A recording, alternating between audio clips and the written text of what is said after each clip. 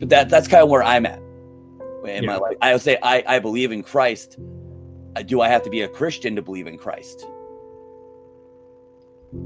Well, the defining factor of being a Christian isn't saying that I believe a historical figure named Jesus Christ did exist 2,000 years ago.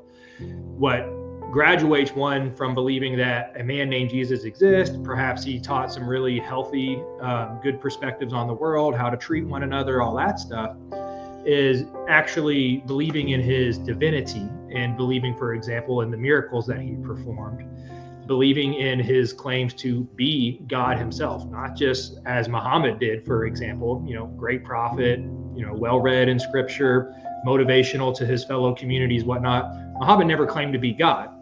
Jesus did. Jesus said, I can forgive sins.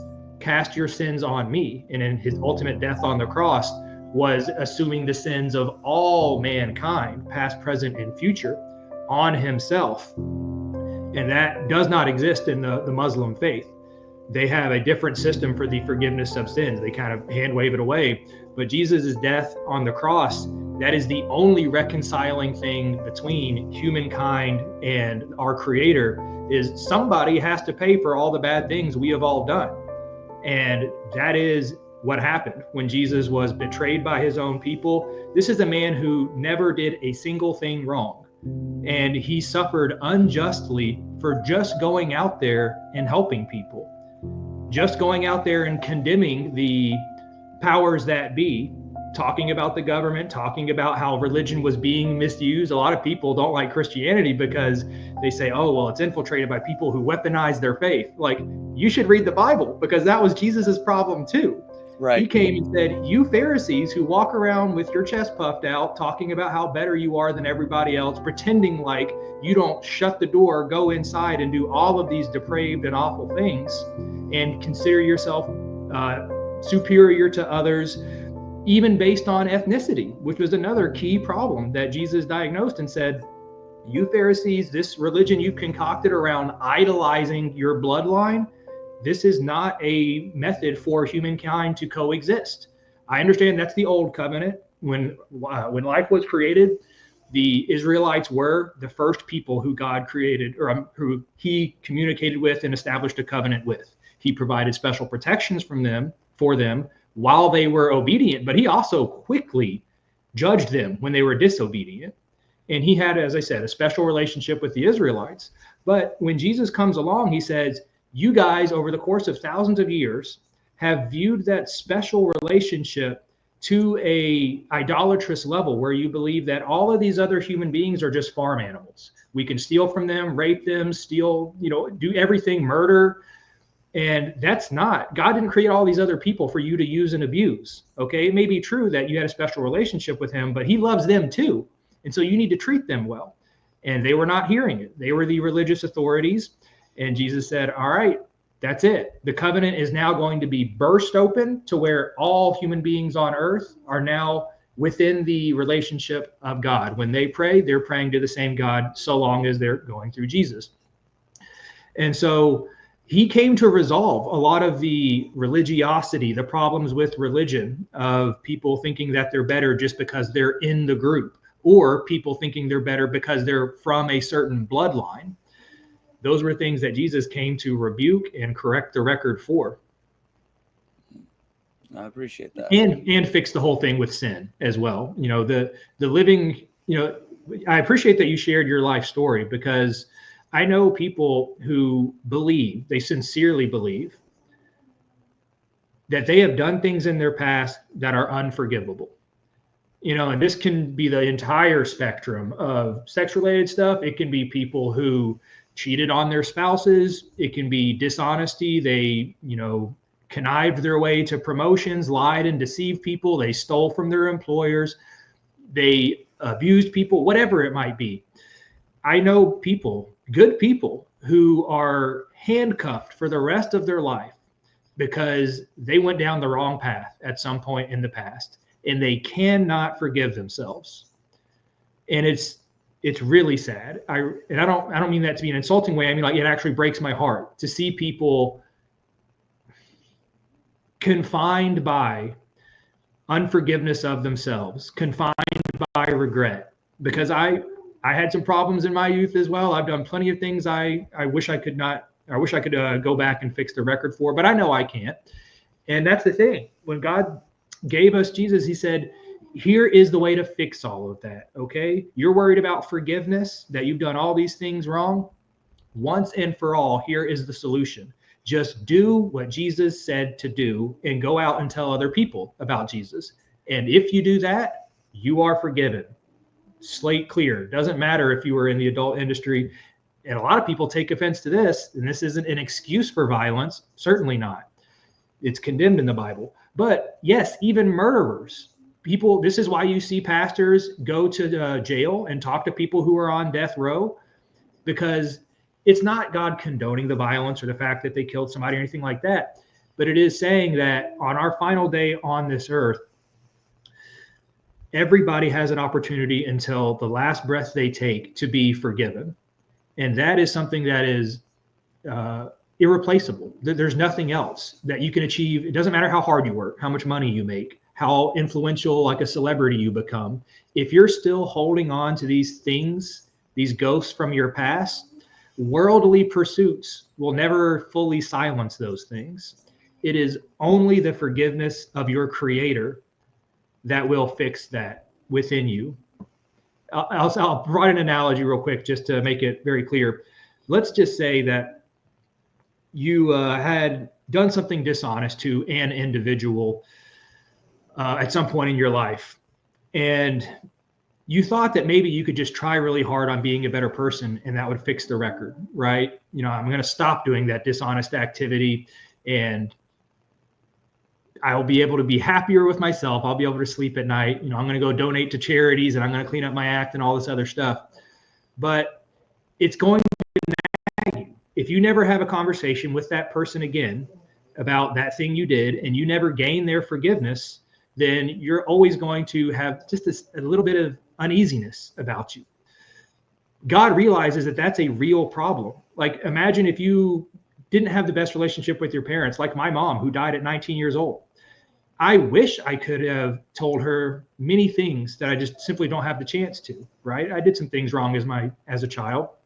God understands that the chance for personal forgiveness amongst people, it's not always an option. Oceans separate us, time separates us, our pride gets in the way a lot of times of gaining that forgiveness, but we still need it. We need to forgive ourselves.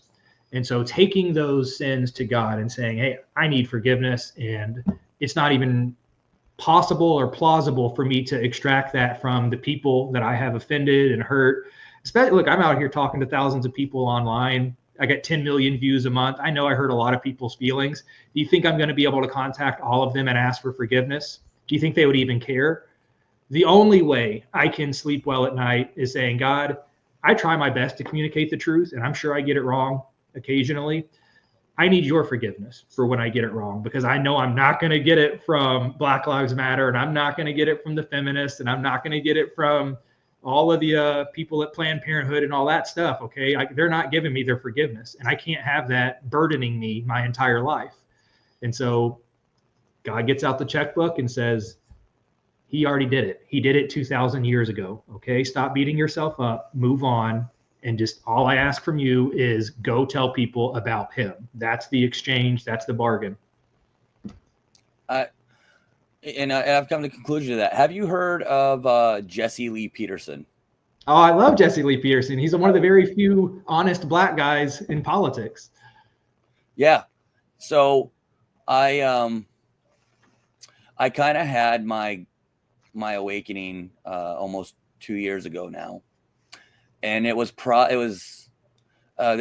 through a period, and it was towards the end of the Biden administration. I'm also looking at what's going on around the world. And I have so many friends around the world. I've been so many places. I see and I understand what goes on in their countries. And I don't care about the rich people. I care about the poor. I care about people like you and me. I care about the mother who's day to day is trying to feed her children. And, knowing in some countries that women are kind of forced into sex work because there is no economic opportunity for them to provide for their families. I also am aware of, that Jesus Christ, had no problem, being amongst the thieves and the prostitutes, because people are not criminals because it's a cool thing to do. People are usually forced situationally to do things even against their own spirit, and their own souls. And I feel that, when I did sex work, it wasn't about the sex. It was an exchange I knew I was getting into.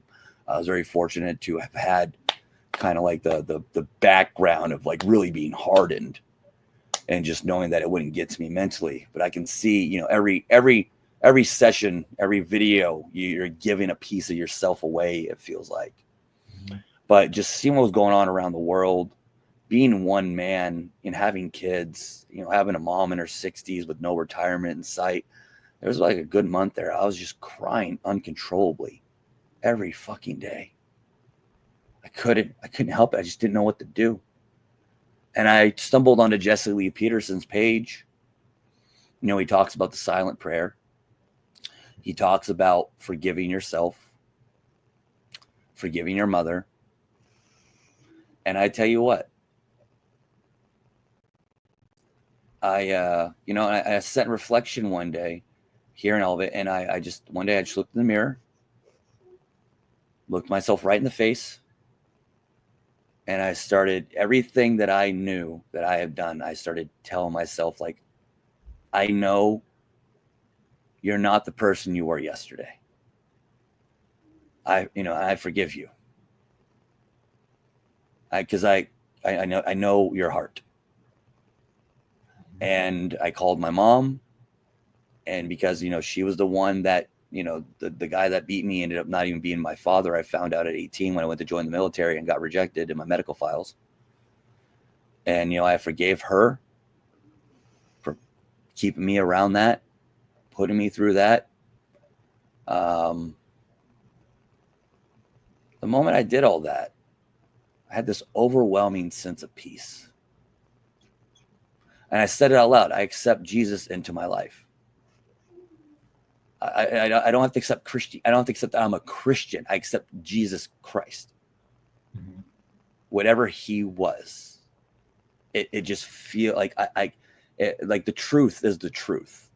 It's a frequency and it resonates through all of us.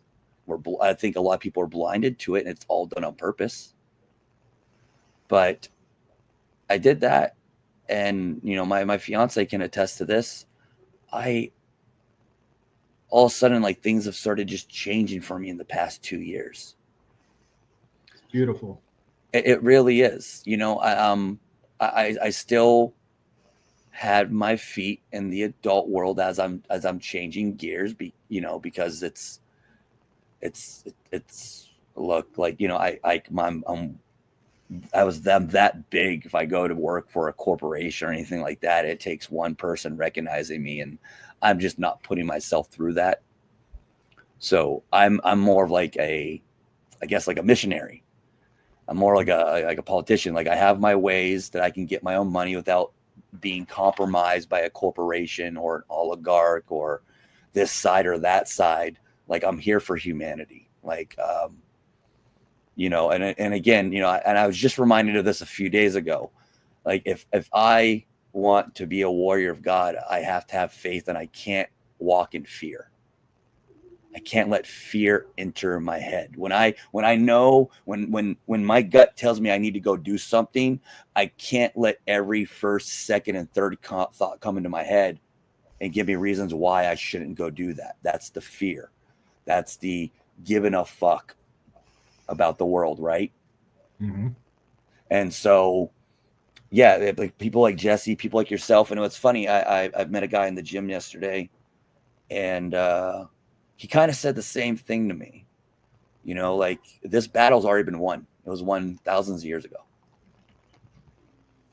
And again, I'm searching for truth, and I don't want to hold myself to just one book about it, I guess. And I'm not trying to discredit the Bible as I say that. I just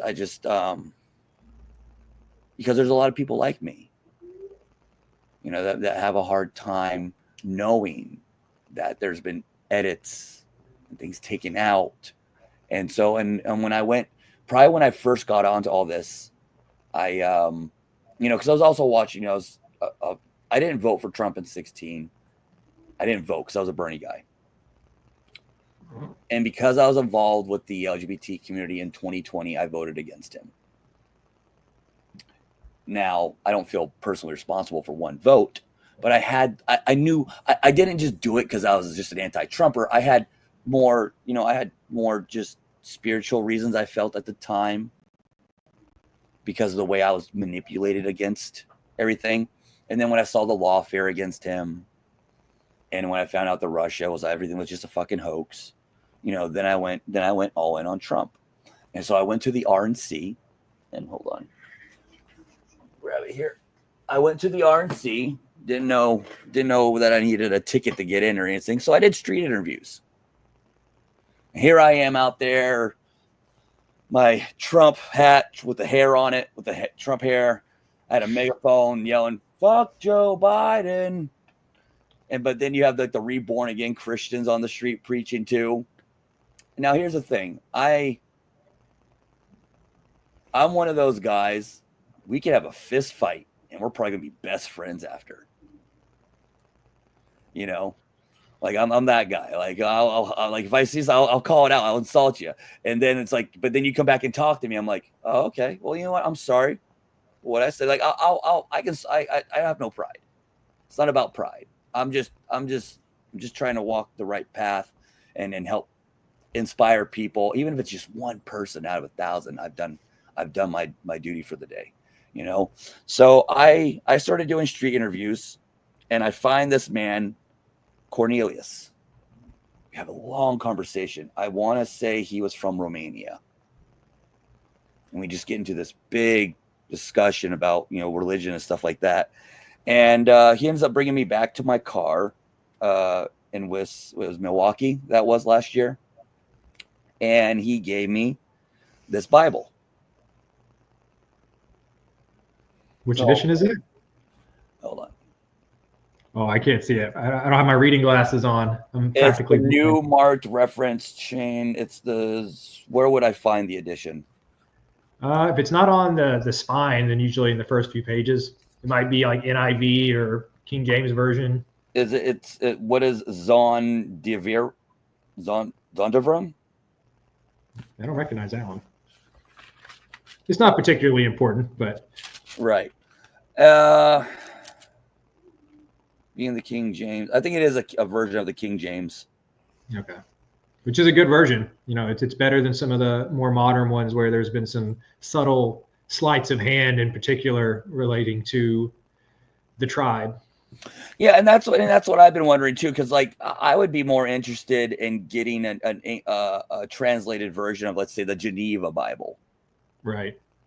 That's what I want to, like, if I'm going to sit down and actually dive into the Word of God, I want the most untouched version of what that would be. And that's what I'm kind of on my own personal journey and a search for. So, but me personally, I like, and this is just how I grew up and became educated, because I traveled a lot. I was in the adult world. I was fortunate enough. I got brought a lot of places. And when you're in that, when you are one of those people, you get to be around a lot of well-established people. And as you can see now, like I like picking people's brains. I like talking to them. And when they're talking to somebody of my caliber at that time, they disclose things to me that they won't even disclose to their own lawyers.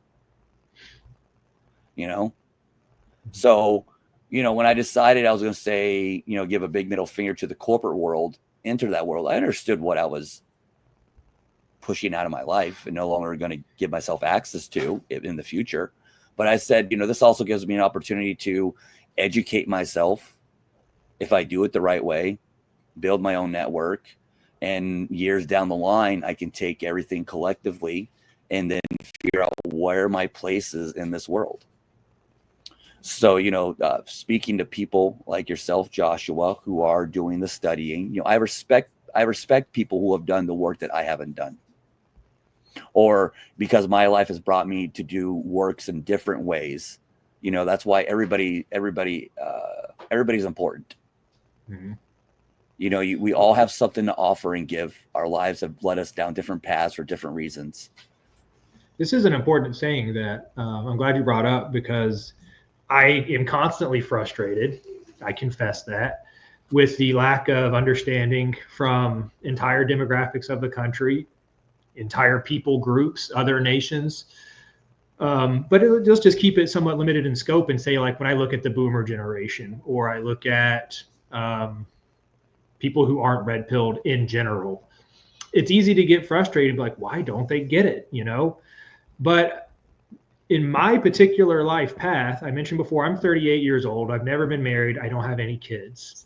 And so I have a lot more recreational time to spend doing whatever I please. Now, I could go and play video games, and I could go to bars, and I could watch Netflix and more Hollywood movies like I used to. But what puts me in a different understanding of the world, a simple example like the current conflict with Iran and Israel, I have an entirely different understanding of what's going on there, because I understand it from a 100 years worth of history context, going all the way back to even more than 100 years with the early ages of Zionism starting in the late 1800s, and the more than 7-8 different wars Israel has instigated in the entire Middle East, and all of their history of false flags. And, I know all of this, but so where I am tempted to talk to my boomer family member and be like, you're just either not trying, you're not that smart, you're not as smart as you think you are. It's easy to feel that way, and it's easy to feel frustrated with them. But then I remember that, these people got onto the hamster wheel early in life. My dad got my mom pregnant. He was 19, she was 16. They had 3 kids off the bat. He's having to work full time to pay child support, and he gets remarried and is supporting somebody else's kids. And so for the last 50 years, he has been busy being a father, being a full-time career, and so on. And so, I get it. I get it that people get distracted. It's not an excuse, but it's simply a matter of understanding why things are the way they are.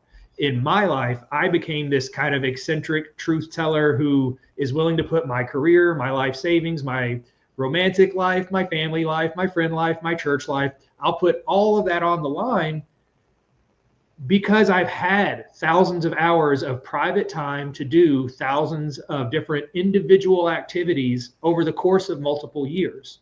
And I understand that that's the gap between me and people who just don't get it. And so it's like, I can try to coach them and say, like, okay, how about tonight when you have 2 hours free, why don't we turn off the History Channel and turn off Netflix and go look at some independent journalism, okay? Not Fox News, not CNN. Go to social media, find some people who aren't paid by special interest and foreign lobbying groups and by big pharma or the military industrial complex. Please, for the love of God, use some critical thinking. Like, we know the mainstream lies to us, and here's the mainstream. Yeah, I mean, it's like pigs at the trough. Even when you tell them, like, guys, they are lying to you. Watch their commercials. They tell you who is paying them to lie to you. But, it's hard to break through. It's possible. We were all not red pilled at one point, and then we got red pilled. And so that's why both of our platforms probably exist, is to try to usher people along in that process. But, I think one of my favorite prayers is the Serenity Prayer, where it is a prescription on how to handle your daily life. And part of it is taking this world as Jesus did, as a fallen world, not as we would have it. And like that flips everything upside down. I have a friend who is an atheist, and they think, despite being an atheist, they think that most people are mostly good and everybody is mostly looking out for the betterment of everybody. No, that's not what the Bible teaches. The Bible says that we live in a fallen world where everybody is hopelessly afflicted with sin, okay? And that's going to be that way for their whole life. And it's something that we have to have our eyes constantly on, especially the principalities who have amassed so much influence through wealth, status, power, and all those things. Those problems never go away. And so if you just think naively that, the world's mostly good, of course the government wants to protect its people. Nobody would ever lie to us in terms of our public education system. They're there to teach us. it's a hopeless naivety that I connected the dots. I was like, oh, okay, you didn't read the Bible where it says that we live in a fallen world. We don't live in the world that we wish we lived in. We live in a hopelessly fucked up, tragic world. It's been this way long before we got here, and it's not going to change anytime soon, by the way. So that's like one of those, let's just set realistic expectations. And I say that prayer every single night. Give me the serenity to accept the things I cannot change and the courage to change the things that I can. You know, that's, you look out, I can't affect the Rockefeller education system, okay? I can't get Rupert Murdoch to stop hanging out with Benjamin Netanyahu and endorsing his political campaign, right? You know, Glenn Beck is still going to do open letters to Israel talking about how much he loves them. And, you know, there's going to be gatekeepers. I can't get Matt Walsh to just say, this is a country built by whites. Oh. It's not because we hate other people, but, you know, I'm going to stop using these code words, third world, we got to reduce immigration. Just say, we got to have a white majority. Our leaders should be white. Doesn't mean we hate everybody, but we just got to have an open, honest conversation. So, you know, I realize that I'm never going to get what I want because this is not the world that I wish it were. It is a fallen world where all of these deceptive actors are self-interested, and many of them are under the influence of genuinely evil people. Illuminati, you've come to take control. You can take my heartbeat, but you can break my soul. We all shall hear me.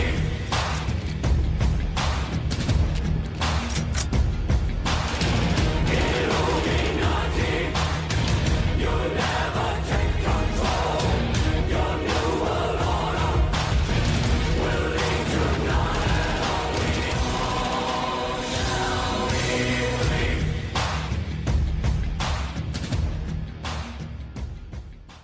One of the things you had said earlier, you know, was even murderers can be forgiven. Yeah. One of the epiphanies that I had, I think probably around 2016, 2017. And this is when I didn't grow up smoking weed or doing drugs or drinking anything like that. I didn't really touch anything until I was about 23. I started smoking weed because I was battling with insomnia and my back pain. And the first time I smoked and went to the gym, I was like, oh my God, I don't care about the pain. So I was like, okay, I'll use this, you know, medicinally, not just to fuck off. And then getting into music, you know, all my favorite artists and most artists through all time have experimented with psychedelics. Mm-hmm. So I played around with that. Through that and through, you know, focused thought, using it to expand my thoughts, not just to have fun. Like I don't ever do it just to get rowdy. Like I always have objectives with everything I do in my life. That's just how, I don't know, I'm very militant like that. One of the things I just came to the conclusion of, you know, because I would say like probably the most agreed thing across the world is everybody's views on pedophiles and people that harm children. Now, nobody's going to like what I'm about to say.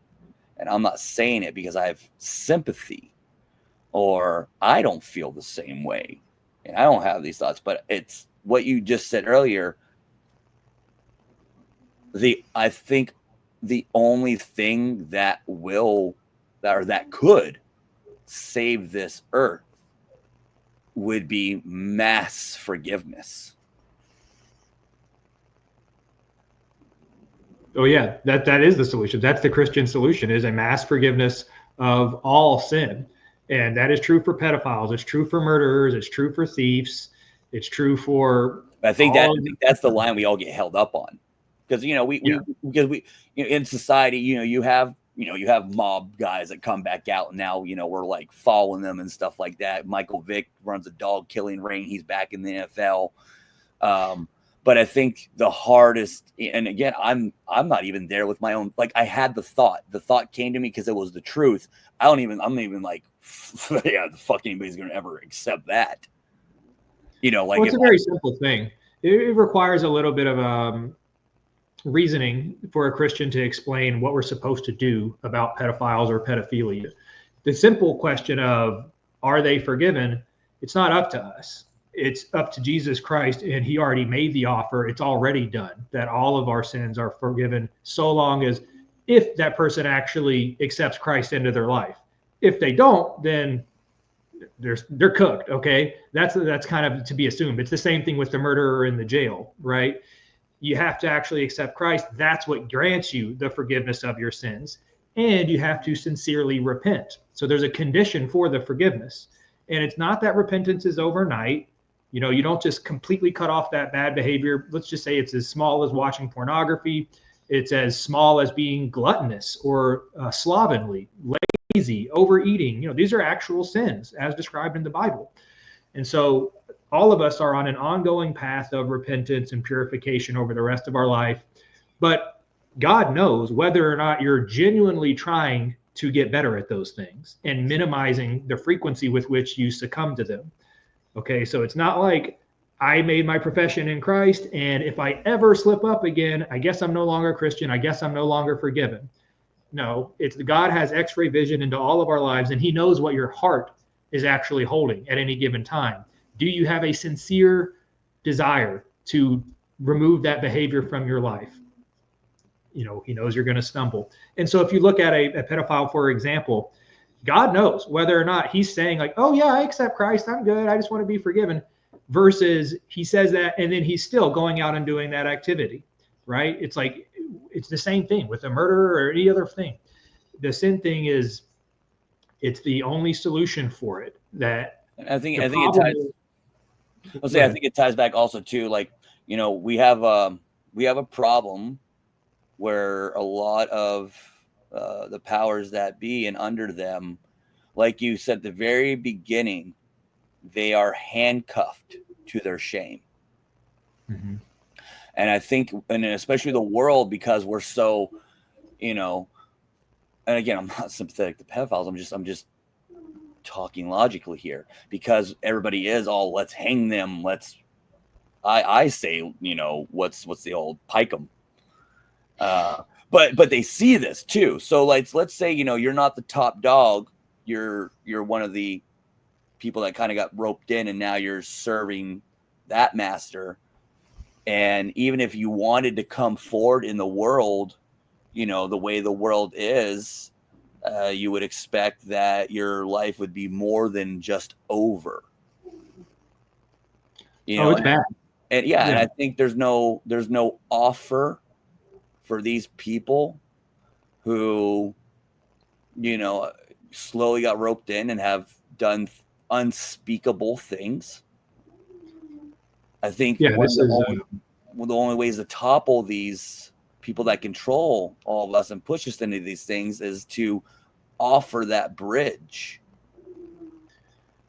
Yeah, the situation with blackmail in this country, it should be talked about more. Obviously, with the Epstein spy ring, like that's the most, I mean, it's so glaringly obvious that there is at the highest levels of society, a child sex trafficking ring. It's not just for people to get their sexual kicks off. It's used to collect blackmail on politicians, leaders of industry, influential people of all kinds. And it's been going on for decades. This is actually a co-effort between our own government and a foreign nation's government, the Mossad in Israel. And so it's not to just put all the blame on them, because there's a lot of people who like to do that. Oh, Epstein was Mossad. Yeah, he was Mossad and he was CIA. Okay, he was both. And the two of them have been interwoven for 60 years. Since they're both their creations. Right. They I think they were a year apart, 2 years apart in the 40s. So that situation, though, when you talk about like, how do we even fix something like this? Because there's so much blackmail collected, harvested, intentionally being protected, that if you had a whistleblower, they obviously know that their life is in peril. And it's not just that. People seem to forget about the mafia ever existing and mafia tactics. I like to use Thomas Massey as a good example, where last year he went out to Tucker Carlson's podcast and he said, hey, AIPAC controls the whole government. Okay, it is what it is. They've been doing this a long time. And then 2 weeks later, his wife, who was previously healthy, climbing up and down mountains, suddenly dies. And we aren't given a cause of death or anything like that. He was also doing two other things in the month before that. He was trying to end the Federal Reserve, which he's actually trying to do again this year. And he was talking about one other thing that I can't remember off the top of my head. Oh, he was wanting them to register as a foreign agent under FARA. Everything that JFK got killed for. Yeah, all three things JFK got killed for. He goes on Tucker Carlson. He has that big public bombshell of everybody has an AIPAC babysitter. And that was kind of before this year. This year, it's become a lot more normalized in conversation, thanks to people like him. But, then he goes and has his wife mysteriously suddenly die 2 weeks later. Now, we could be super conspiratorial about that. Maybe she died of natural causes. Maybe it was the Mossad saying, here's the deal, Massey.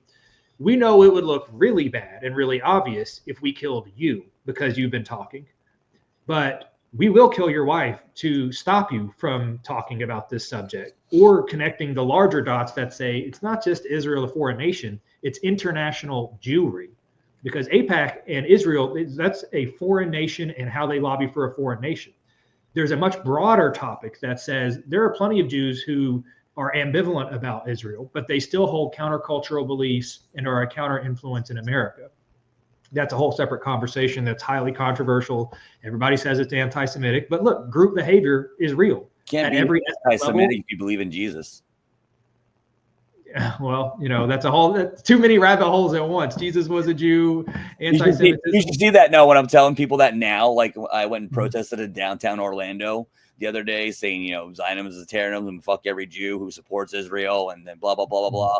And talking with one guy, he came up to me as black veteran. And at one point in the conversation, I was like, you can't be anti-Semitic if you believe in Jesus. And his eyes just went like, it was just like a, you're like, ha, gotcha, bitch.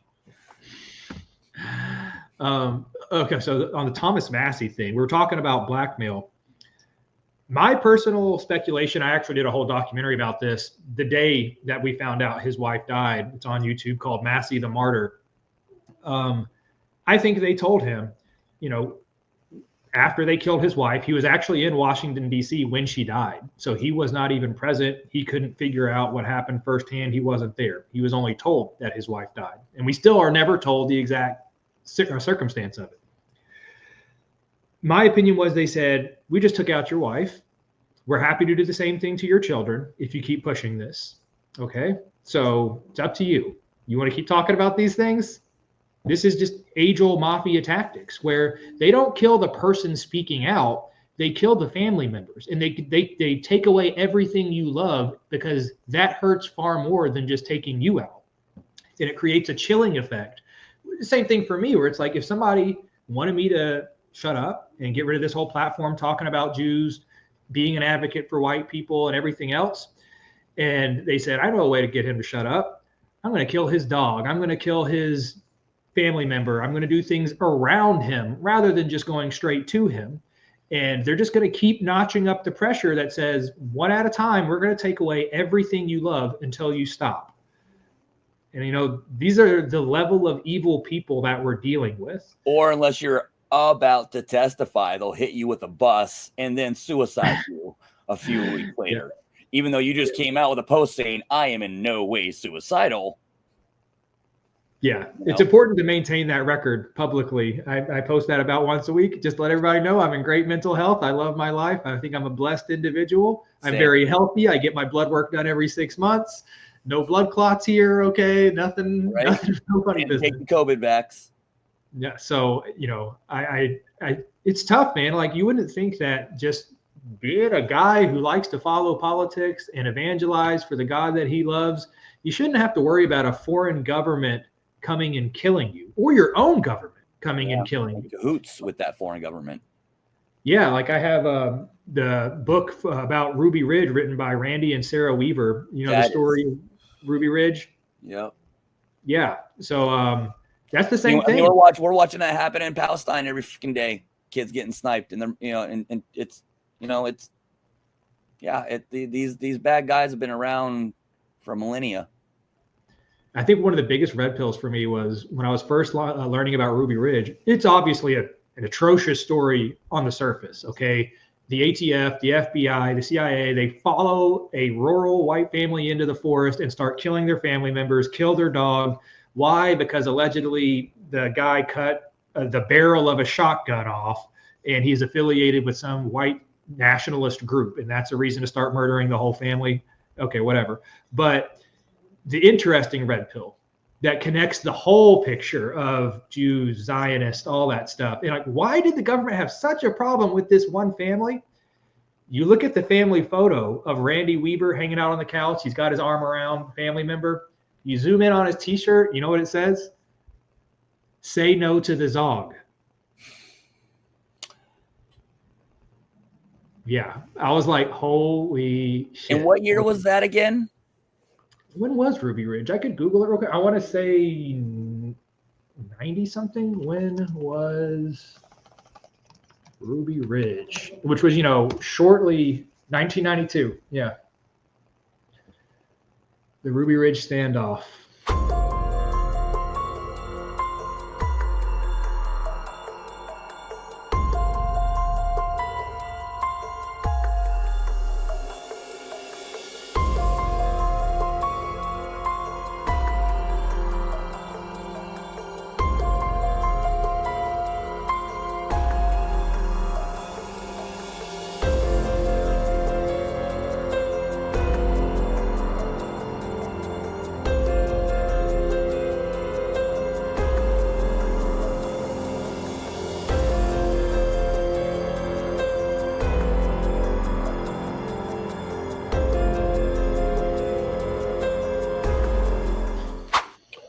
It's,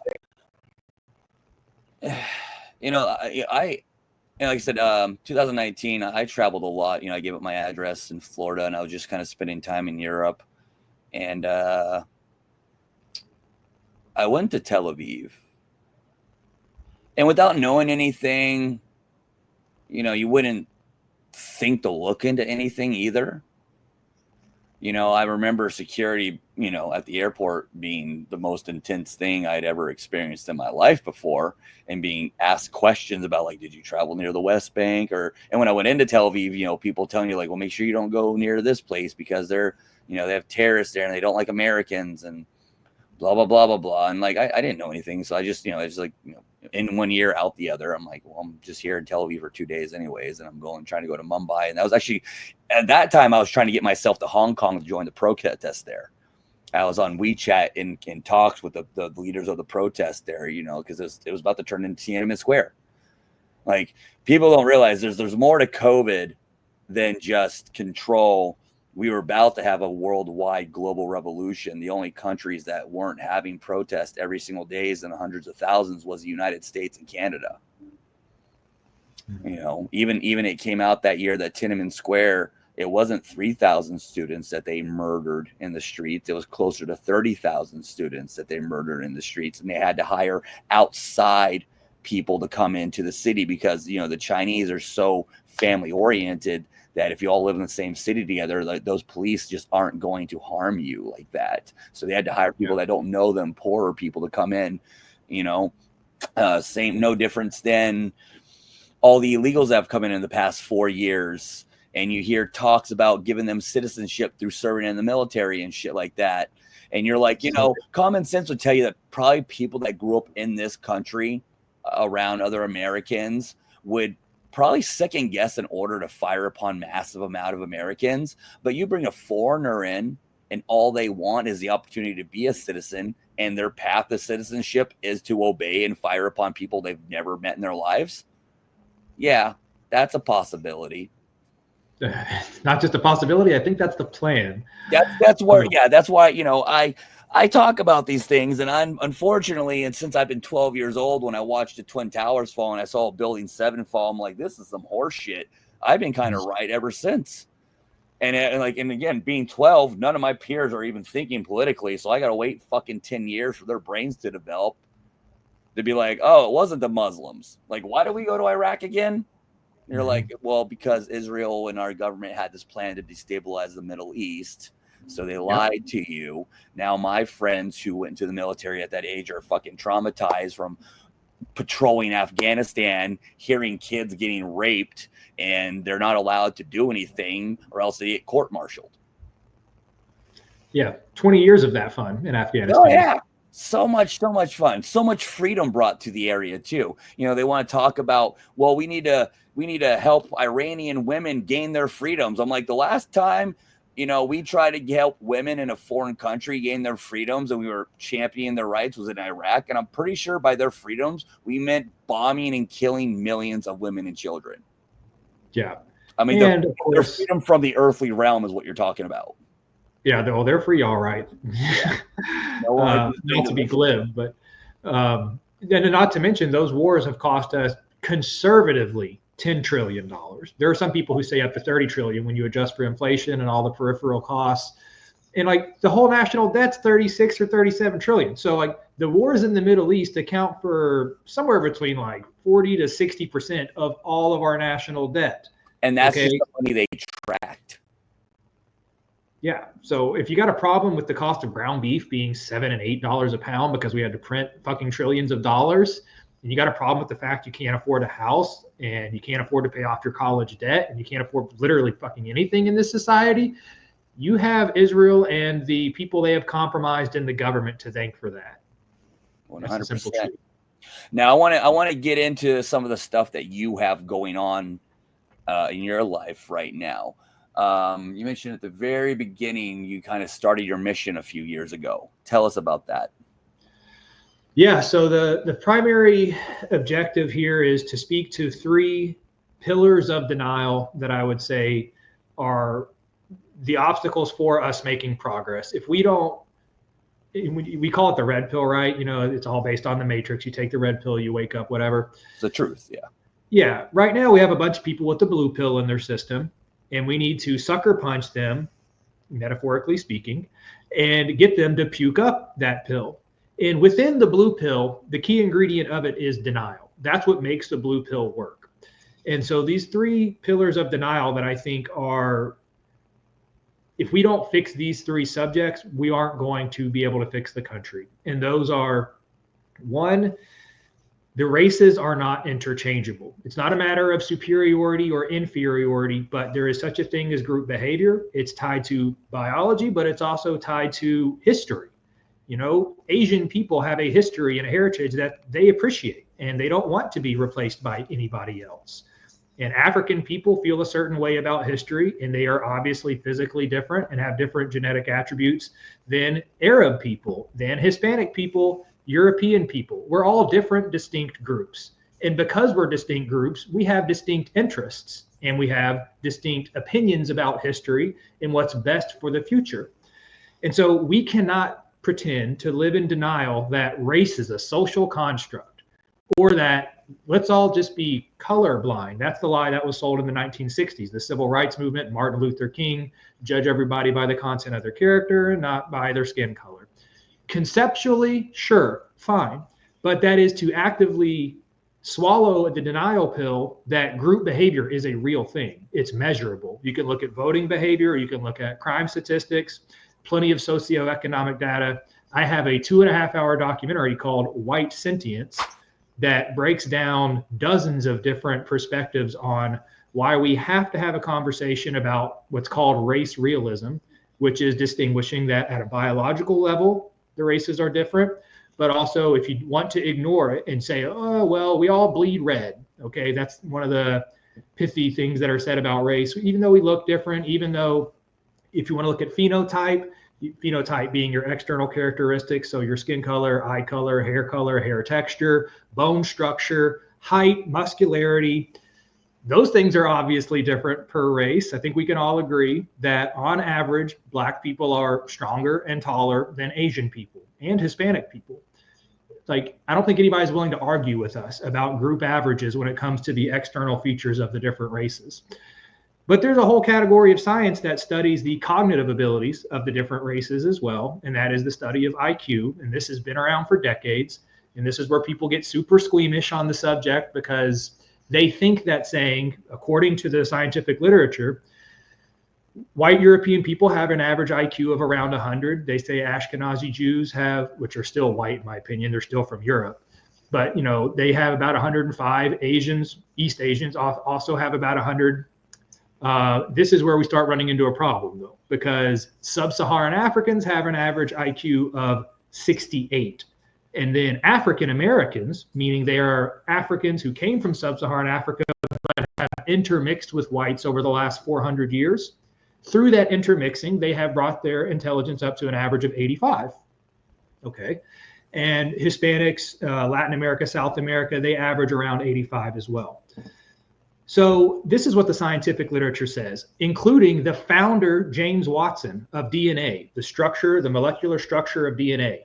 The guy who figured that out said, I've studied DNA. I am telling you guys, there is a correlation between race and intelligence. Okay, it's not a matter of inferiority, superiority, one's better than the other. It's the same as if you had said, hey guys, I figured out that black people on average are taller than Asians. Okay, like our genetic fabric is different per racial group. Part of our genetic fabric is what governs intelligence. If you're just willing to accept this very basic premise, this explains a lot about why the world looks the way it does at every single level. At the continental level, at the national level, at the county, state, city, neighborhood level. When you have a group of people that are an entire standard deviation lower in intelligence, 85 versus 100, you're going to get different outcomes from them. The level of technological innovation they're able to generate as a group, it's not going to be the same. The sophisticated educational models, the sophisticated methods of government, the control over impulse, it's called impulse control and time preference, which are tightly correlated to how often you engage in criminal behavior. That's tied to intelligence. And so if you see, according to the FBI's crime statistics, every single year they're published, that black people, being 13% of the country, commit 50% of the violent crime. And it's been this way for as long as the data has existed. And that data is replicated in Africa. There's 50 some odd majority black countries in the world. Their homicide rate is 13 point something per capita. When you look at the 50 some odd majority white European countries, their homicide rate is 1 point something per 100,000 individuals. It's 1.3.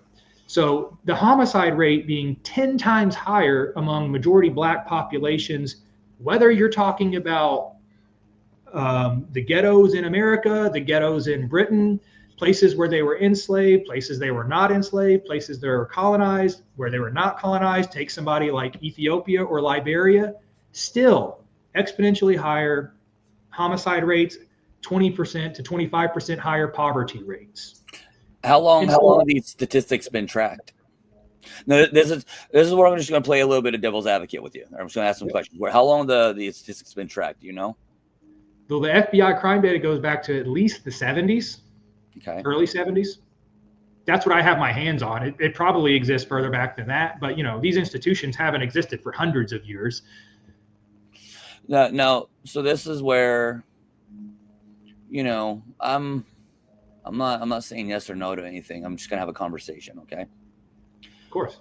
If we look at the inception of the United States and how Britain's been over the past, let's say, just like 200 years, right? How many times have we gone in and destabilized entire nations? I would say asking, even if whites, let's just say World War III kicked off today. Internet goes down. Every single state is separated. Schools close. The generation that's born comes up, and instead of being in a stable environment, has to grow up just off survival instincts. Technology is not possible because we don't have access to power.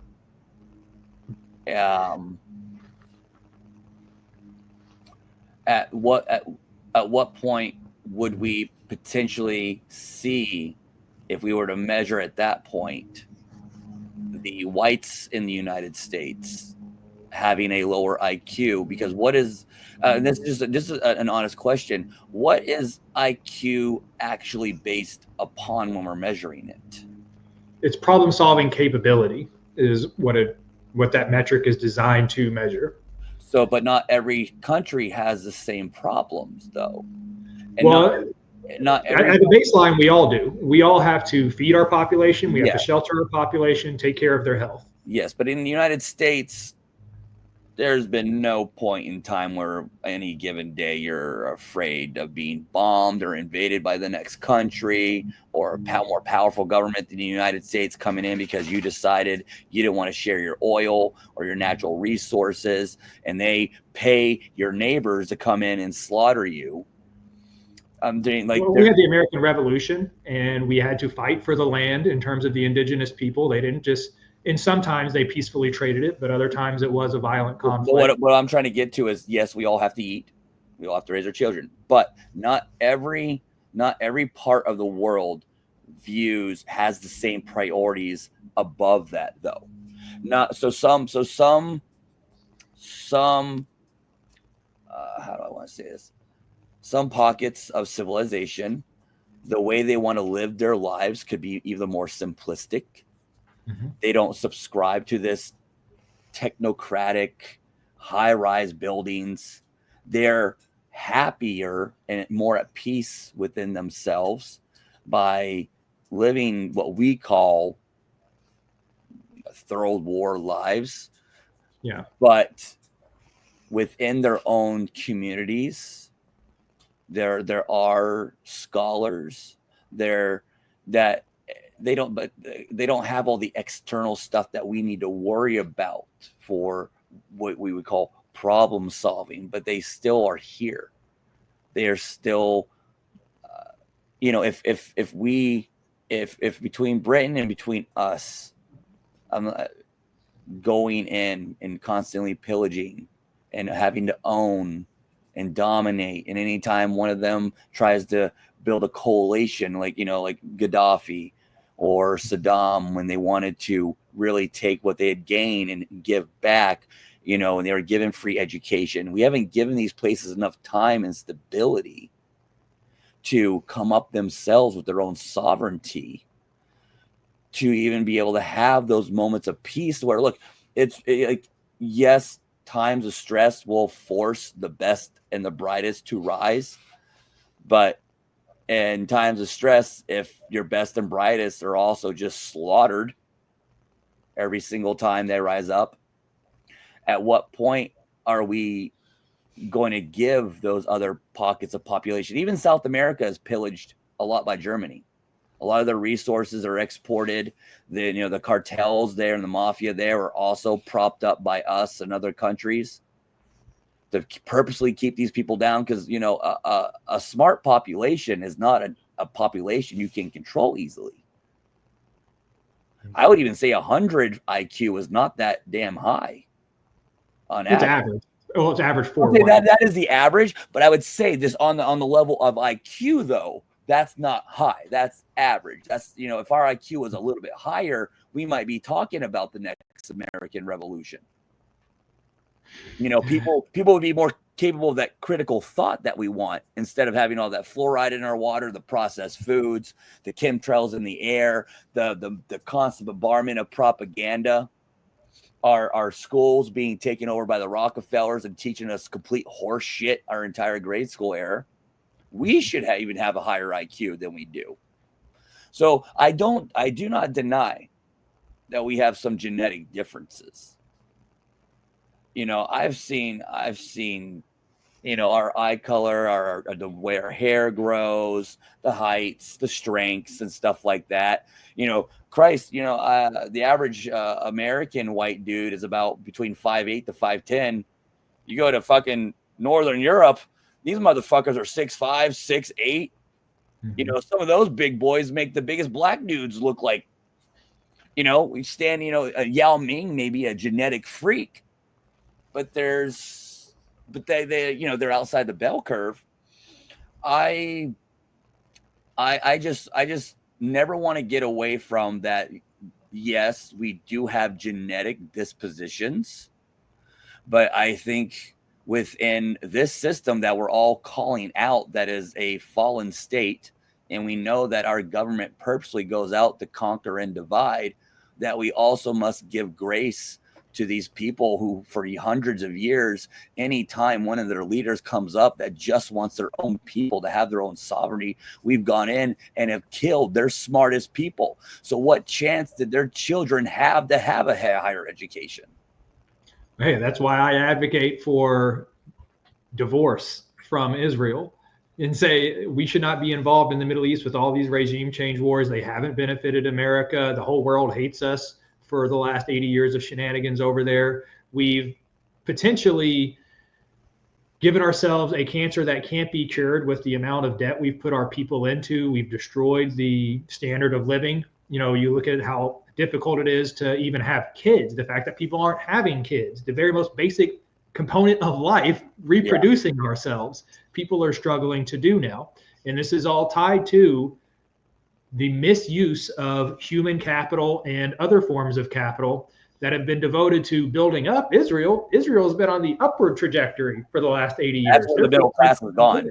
They've literally just siphoned the middle class out of us. Yeah. So, you know, they have free healthcare. They have free education there. And we don't have to go down the greatest hits list of all the things that they get on behalf of the American people. But the thing with the racial conversation, because that was the original question, was the truth of the matter is racial groups, you know, they are distinct and they all have a group influence or a group interest.